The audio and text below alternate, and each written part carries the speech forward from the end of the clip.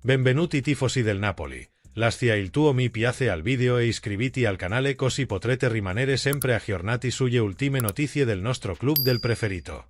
Forza Napoli sempre. 11:15, inicio della conferenza stampa. Una vittoria che dissipa i dubbi? Pensò che il risultato crei spesso situazioni particolari. Prima non vedevamo è ora di tornare al 4-3-3.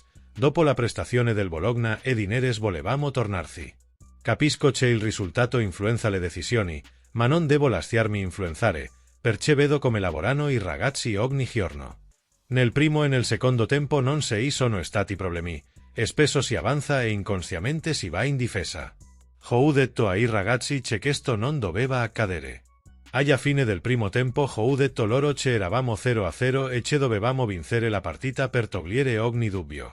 Sono molto contento perché la prestazione è stata di altissimo livello contro una squadra molto organizzata, che difficilmente potrei vedere in lotta per non retrocedere.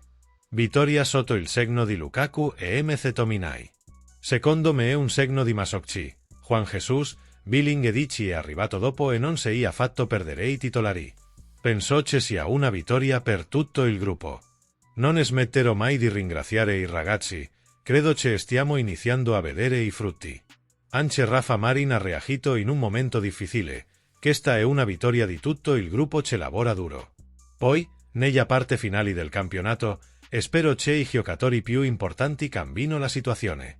Avevo chiesto a Scott quali fossero i suoi obiettivi e oggi mi ha dato una buona risposta.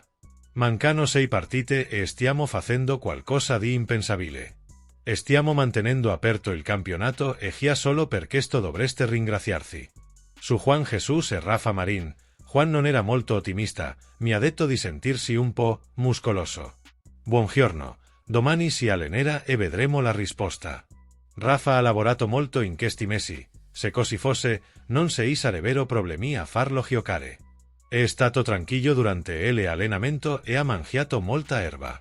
Penso che questa sia una squadra che è cresciuta molto. Scott MC Tominay ha parlato ad AZ dopo la partita Napoli-Empoli.